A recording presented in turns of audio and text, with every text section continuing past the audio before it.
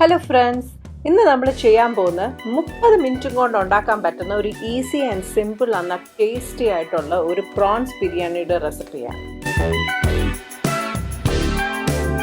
ഇതിനു വേണ്ടി ഞാൻ എടുത്തേക്കുന്ന 300 ഗ്രാം ക്ലീൻ ആക്കിയ പ്രോൺസ് ആണ് കേട്ടോ.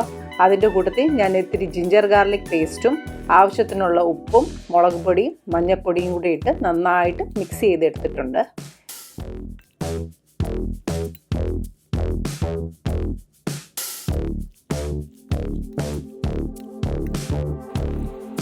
അതിനെ നമ്മൾ റിഫൈൻഡ് ഓയിലിൽ ഒന്ന് വറുത്തെടുക്കാം. ഇനി ഇത് വറക്കണ്ട ഹെൽത്തിയർ ഓപ്ഷൻ വേണ്ടിയവർക്ക് വറക്കാതെ ആണെങ്കിലും ഇതുണ്ടാക്കാവുന്നതാണ്. നമുക്കിനി ഒരു പാനിലേക്ക് ആവശ്യത്തിനുള്ള റിഫൈൻഡ് ഓയിലും 4 സവാള സ്ലൈസ് ചെയ്തതാണ് ഞാനിപ്പോൾ ഇതിലേക്ക് ഇട്ടേക്കുന്നത്, 2 പച്ചമുളക്, ഒരു 2 ടേബിൾ സ്പൂൺ ജിഞ്ചർ ഗാർലിക് പേസ്റ്റും കൂടെ ചേർത്ത് നന്നായിട്ടൊന്ന് വഴറ്റിയെടുക്കാം. സവാള ഇപ്പം നന്നായിട്ട് വഴന്നിട്ടുണ്ട്. ഇതിലേക്ക് ഞാനിപ്പോൾ 2 table spoon coriander powder, 1 teaspoon Kashmiri chilli powder, കുറച്ച് മഞ്ഞൾപ്പൊടിയും കൂടി ഇട്ട് നന്നായിട്ട് നമുക്കൊന്ന് മിക്സ് ചെയ്യാം.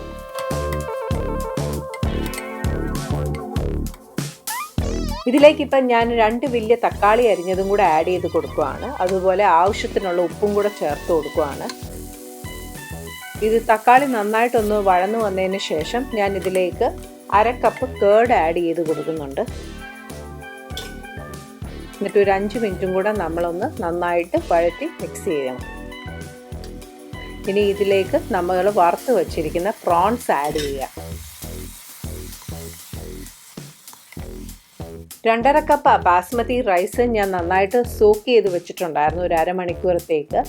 അതിപ്പം ഞാൻ വാഷ് ചെയ്ത് ഇപ്പം ഇതിൻ്റെ കൂട്ടത്തിൽ നമ്മൾ ആഡ് ചെയ്ത് കൊടുക്കുക.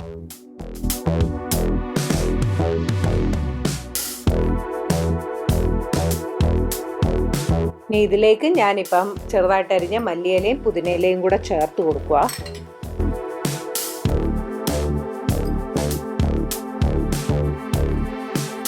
ഇതിനെ നന്നായിട്ട് ഞാൻ മിക്സ് ചെയ്തിട്ടുണ്ട്. അത് കഴിഞ്ഞ് ഞാൻ ഇതിലേക്ക് ആവശ്യത്തിനുള്ള ചൂടുവെള്ളം ഒഴിക്കുന്ന, പച്ചവെള്ളമല്ല, അത് ഏകദേശം നിരപ്പിനാണ് ഒഴിക്കുന്നത്. സ്റ്റേജിൽ നമ്മൾ ഉപ്പ് ഒന്നുകൂടെ ചെക്ക് ചെയ്യണം. ഉപ്പിൻ്റെ അളവ് എപ്പോഴും ബിരിയാണി ആകുന്നതിന് മുമ്പേ കുറച്ച് പ്ലസ് ആയിട്ട് നിന്നാലേ ബിരിയാണിയിൽ കറക്റ്റായിട്ടുള്ള ഉപ്പ് ലെവലിലാകത്തുള്ളൂ. കാരണം നമ്മൾ റൈസൊക്കെ ഉപ്പ് വലിച്ചെടുക്കും. അപ്പം എന്നാലേ അതിൻ്റെ ബിരിയാണിയിൽ ഉപ്പിൻ്റെ ടേസ്റ്റ് കറക്റ്റായിട്ട് വരത്തുള്ളൂ. റെസിപ്പി നിങ്ങൾക്ക് ഇഷ്ടമായെന്ന് ഞാൻ പ്രതീക്ഷിക്കുന്നു. ഇനി ഒരു പുതിയ റെസിപ്പിയുമായി ഉടൻ കാണാം.